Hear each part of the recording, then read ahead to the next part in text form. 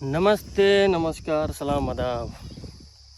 तो साथी सब आ गए बनी हमनी आज। जैसे कि कालू पूरा मकई टूट गए बाटे, आज कसाई के काम हो रहा बाटे। मकई कसा गए बाटे पूरा, अपने लोग जैसे देख रहा बानी। अब किसान 10 साल आए, 10 साल मलेशिया खटला के बाद आके अब ये काम करे के पड़ता। अब दोसर काम कथी गाँव में किसान के बेटा किसानी करे के पड़ी। हाँ, अभी लग हमनी के अपन भाई सलमान पैकिंग हो रहा बा मकई के। अब तक देर के बाद ट्रैक्टर आई, ट्रैक्टर पर लदा के जाई। तो सलमान, घाम कितना लाग रहा बा? घाम इतना घाम बा कि बुझा रहा बा कि मौत आ जाए, मौत आ जाए। घाम बहुत बाटे, अभी 40 डिग्री सेल्सियस में हमने काम कर रहा बड़ी।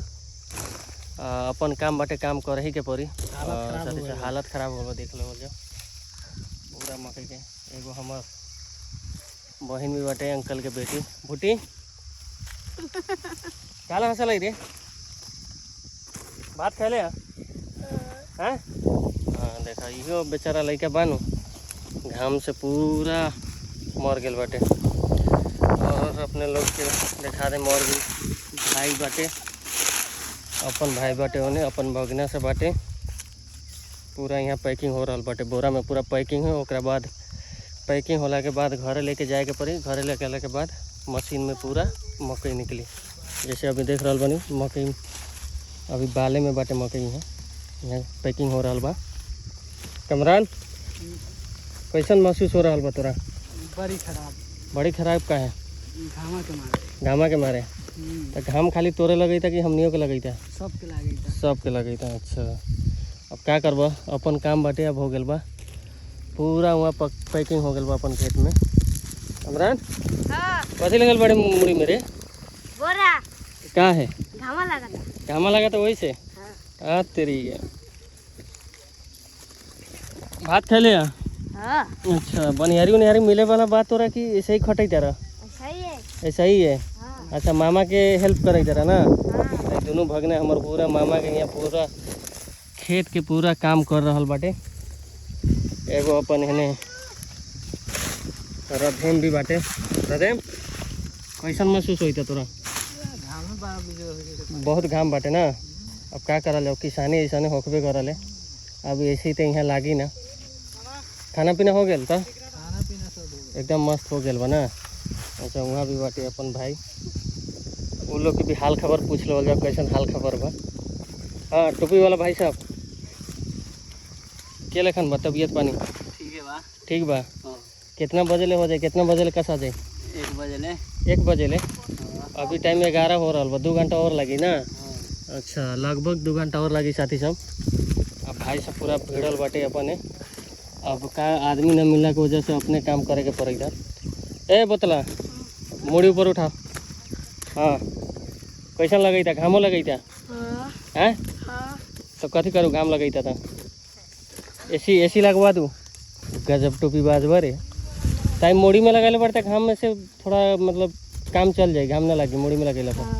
अच्छा, इरफान तोरे कुछ और कहे के बा? साथी सबके कुछ सब्सक्राइब करेला हैं?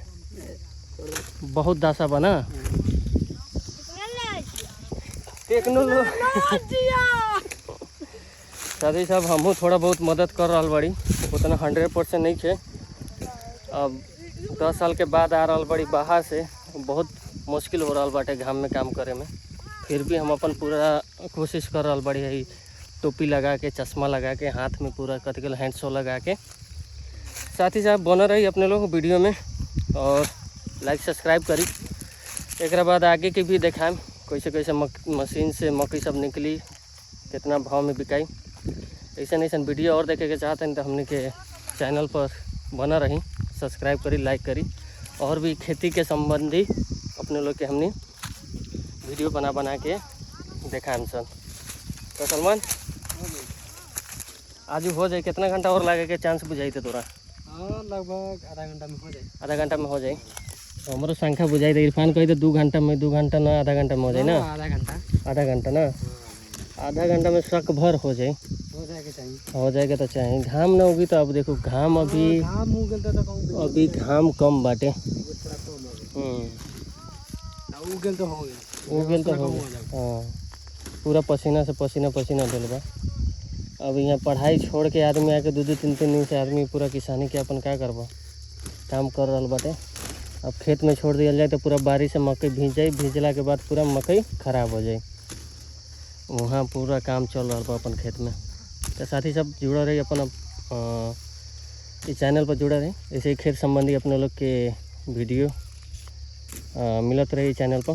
तो अभी के लिए इतना ही, बाय, खुदा हाफिज़, बाय कर दे। बाय।